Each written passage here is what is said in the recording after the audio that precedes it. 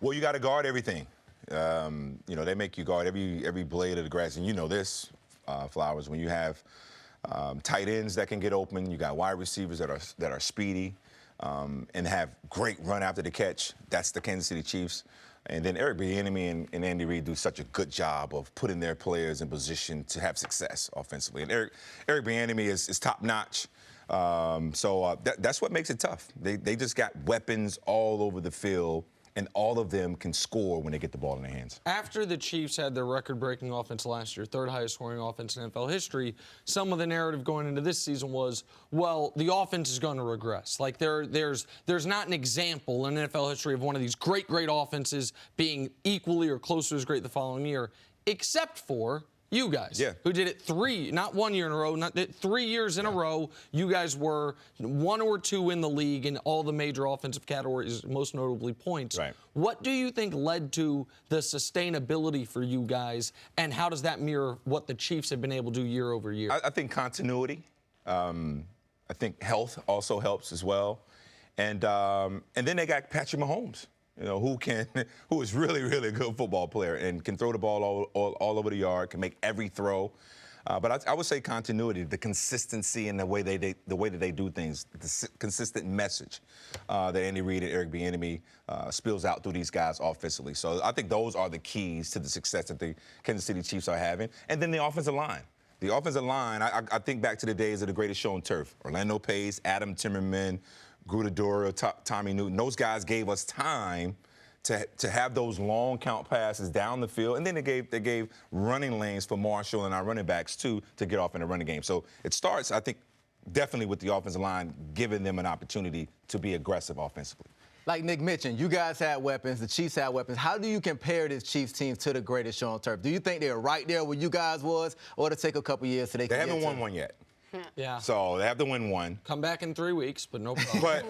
But I will say this: when you watch them, and I remember having conversations with people in St. Louis, they would say, "Well, when the game starts, we're right there in our seats. But if I got up to go get a drink, or if I got up to get popcorn, and I come back, you guys already scored 2 or 3 touchdowns already." And that's the same thing with the Kansas City Chiefs. If you move too quickly away from the TV set, you come back, they may have scored 2, 3, 4 touchdowns. They are just that explosive. At the beginning of the season, I think we thought the Chiefs' only weakness was their defense, and that would be the one unit holding them back. But over the course of the last couple of weeks and over the season, the defense has sort of caught up, leading them to where they are now heading into this weekend. Is there a weakness on this Chiefs team that concerns you at least a little bit? Maybe not facing the Titans, but perhaps moving towards maybe the 49ers. Well, I would say definitely against the Titans, they got to be able to tackle. They got to be able to get Derrick Henry down on the ground. So do you load the box?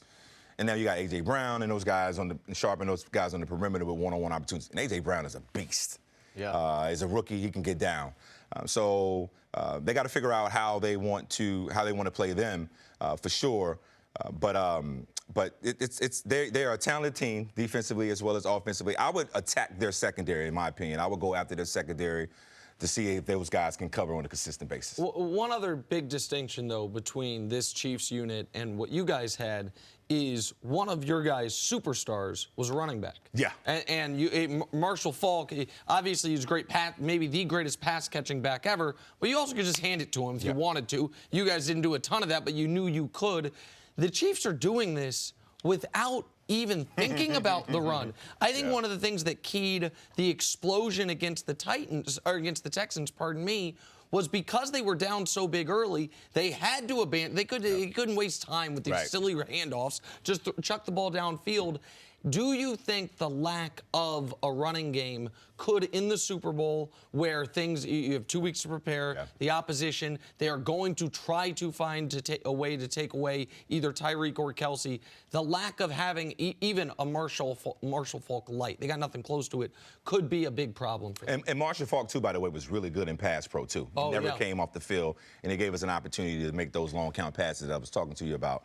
But, yeah, I agree. I mean, I think as the Chiefs continue to go, they're going to have to try to establish something of a run game. Because say if Patrick Mahomes is off in this game, or if they get to the Super Bowl and he's off. Well, normally when your quarterback has some struggles, you can get back to the running game to kind of get things going, kind of settle things down, get back to the running game. The screen game also helps as well. But I think going forward, they're going to have to establish something of a run game, particularly going against these Titans, because the Titans get it and they get up and they run that ball and they convert on first down. They get first downs and they just eat up clock.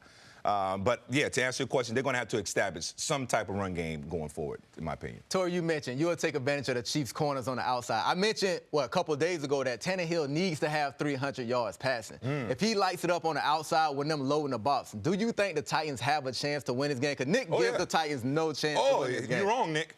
But, yeah, I give them a strong chance to win a game. And the reason why is because their formula, their style of play works. It travels. It works in the National Football League. The last 2 weeks, they went on the road. They played great defense, and they've been able to run the football. And then Tannehill has made the throws that he's needed to make.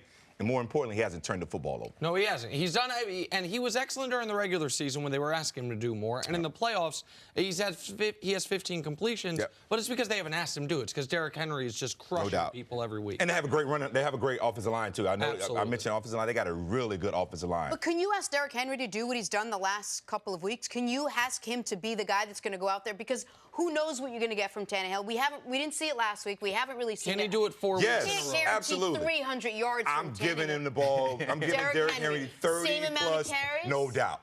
Because if you look at him over the last couple of weeks, he doesn't look tired to me. He gets stronger. He gets stronger as he goes. And normally, most of the time, bigger guys like that, they get stronger as the game goes. And I think he's ready for this moment. He actually likes that it's on his shoulders. So I'm giving it to him 30-plus times. Then Coach Vrabel, been a defensive guy, understanding what it takes to play defense, understanding how the run game impacts games. I expect Derrick Henry to have 30-plus carries in this game. Okay, I don't want to talk about the Titans anymore. I want to ask you this, because there aren't many human beings alive who have been a key part of an offense like this. And I want to know from your experience, did you ever take the field and realize almost instantly, oh, we can dishearten these guys? If we go out and quick strike them, they're going to say, all right, too fast. It's just too fast. Because that's the other element about the Chiefs' offense is it's like you guys, you can't coach speed, and the speed's overwhelming. So could you feel that sometimes? Oh, yeah, absolutely. That these guys are mentally, I don't want to say scared, but we punch them in the mouth and they're going to fold. Well, you can't simulate the style of play in which we played in any practice. And it's the same thing for the Kansas City Chiefs. No one has that kind of speed consistently on their roster. So they give you trouble for sure. But yeah, we had guys changing shoes in the first quarter. We had guys changing shoes at halftime, trying to keep up with the pace in which we played. And when you watch the Kansas City Chiefs, they are very, very explosive. They can get on top of you pretty quickly. Hardman, as well as Tyreek Hill, and then we talked about Travis Kelce. They have a ton of speed on the Sammy perimeter. Watkins is Sammy out there. Watkins. Damian Williams is not even a big part of the offense. I mean, he runs a 4-4. They just have 4-4. It's like you guys. They have 4-4 all over the place. Well, when you look at football, the way it's been played now in the National Football League, as well as in college, it's about spreading you out and it's about speed. So can you guard that speed? It's tough to guard it. And then, like I said, when they get it in their hands, they're even special after the catch. Torry, you were just named as a Pro Football Hall of Fame finalist. Yes. What kind of honor is that for you? How did it feel to just see that you're right there? Oh man, it's a tremendous honor.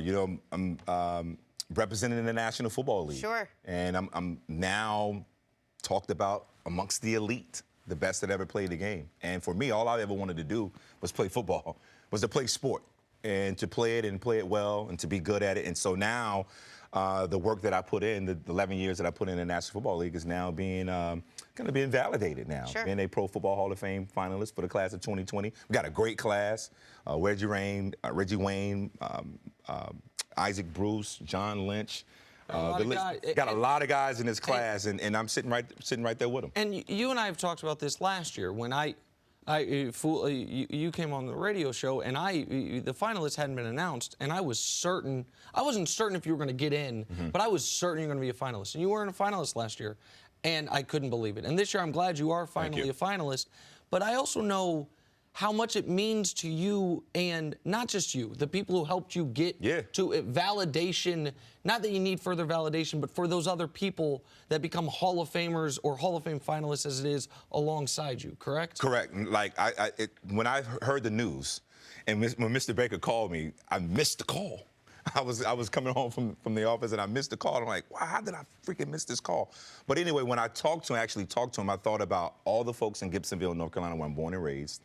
I thought about James Smith and Roy Williams, who were our directors of our recreation league, driving us around, taking us to games, baseball, basketball, football, and how overwhelmed and the joy that they probably were feeling at the moment. Thought about my high school, thought about my college at NC State. All of those things come about. And what this is allowing me to do is kind of replay my career all over again. And I played with a bunch of great dudes, man. Great examples, great coaches that challenged me, great teammates that challenged me and encouraged me to go out and play at a high level. So this is it's for me, and I'm in the pro football finalist for the Pro Football Hall of Fame, but this is for all of the folks that helped me get to this point as well. That's great. Well, good luck to you, man. Thank you, man. Thank you so Absolutely. much. Torry, thank you so much. Pleasure, man. Keep doing your thing, bro.